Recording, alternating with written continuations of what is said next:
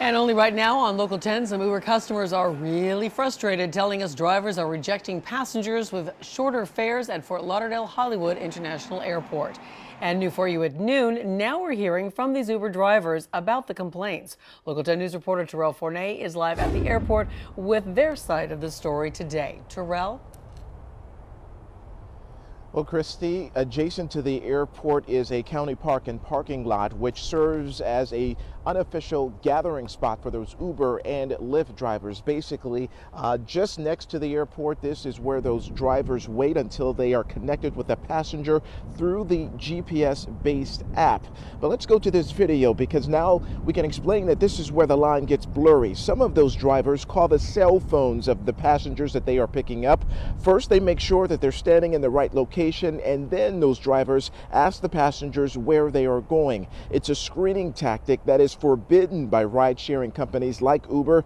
Even though the passengers input their final destinations into the app, the drivers don't see the location until the passenger actually is in the car. A measure that is supposed to prevent cherry picking, but it's causing quite the headache for folks who just want an inexpensive ride from the airport. Then when you do tell them, oftentimes they'll still not want to pick you up.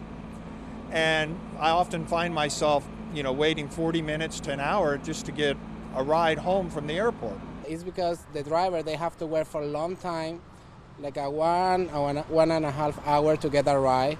And probably that ride go to Fort Lauderdale. So they spend like 2 hours to do a ride for less than $5. And as we have explained before, this is an issue that appears to be unique to just Fort Lauderdale Hollywood International Airport. Those drivers who use this ride-sharing app say that the taxis are just too expensive. That's why that they would prefer using either Uber or Lyft. We have been in touch with Uber as well.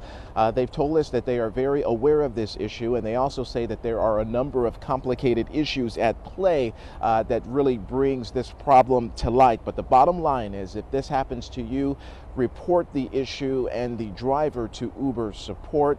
That way, this issue and the driver will get flagged into the system. Uber says that they do not want their drivers cherry picking their fares.